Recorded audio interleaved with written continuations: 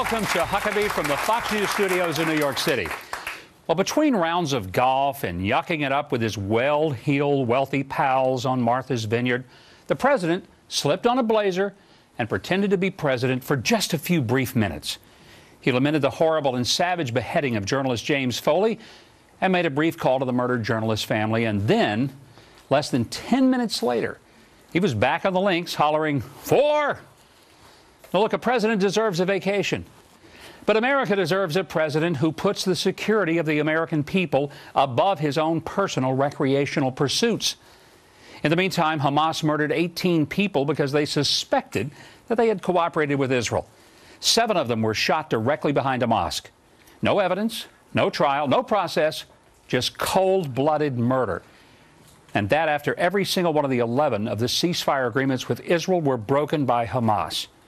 Hamas has vowed to continue to kill Israelis. Israeli Prime Minister Benjamin Netanyahu probably would love a vacation, but he stayed on the job, directing his country's military in the defense of their people. Kurds in the north of Iraq fight for their very lives against a growing threat of annihilation by ISIS, and they struggle for adequate food, water, and basic necessities. Our own southern border no longer exists, and it's become an open door where we might as well channel Tom Bodett and tell the world, "We'll leave the light on for you." Well, you rightly might ask, then what should the president be doing? Let me suggest the following.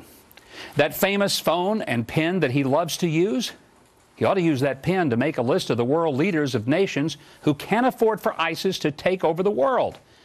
And then he ought to take his famous phone, and instead of making up law, he ought to be calling those world leaders and ask if they'll join in an international effort to eradicate the cancer of ISIS. It's time for some of the Arab nations in the Middle East to get out from behind their robes and step up and stop the threat to their power into the world. It's time for the Saudis and the Pakistanis and the Indians in France, Germany, Jordan, Qatar, the UAE, Turkey, and beyond that, to put up or shut up. Americans ought to make it clear. We will fight ISIS with all we have, but we will not shed the blood of one more American man or woman when those closest to the fight refuse to so much as throw a stone to stop these mad dogs of evil. We'll rescue Christians and Yazidis, and we'll stand with Israel, and we'll stand with other true allies who are fighting for their lives. But we're done dying for countries whose Muslim leaders are too timid to take on their radicalized brothers. If the Saudis won't fight for themselves, then we'll bid them good luck. And we'll spend our resources on nations who aren't cowards and who will stand shoulder to shoulder with us to stop these feral hogs called ISIS, Hamas, Al-Qaeda, Hezbollah, or the Muslim Brotherhood. But we can't foolishly and naively keep believing that what's happening in Israel or Iraq or Syria just doesn't touch us. That is a dangerously doofus policy. Because if these radical Muslim groups take all of Iraq, Israel, and the entire Middle East, they're not going to say, well, that's it. It's all we wanted.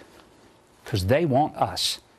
And if we're too blind to see it or too busy playing golf to deal with it, then we're going to pay for it with the blood of our children and our grandchildren.